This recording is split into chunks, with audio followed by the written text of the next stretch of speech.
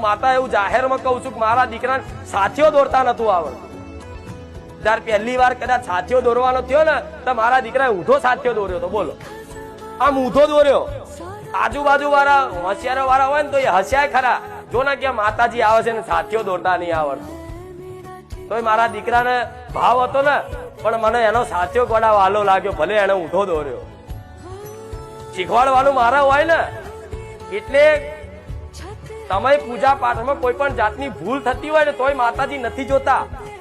આરતી દીકરો ઊંધી ઉતારતો હોય એ ના જુઓ, પણ દીકરો આરતી ઉતારે છે બસ એનાથી એના પ્રસન્નતા થાય છે. આ શું ખોટું?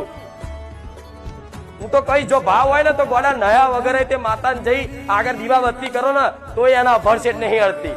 પણ આવું કહું તો ગોડા નયા વગર ચાલુ કરી દે બધાય.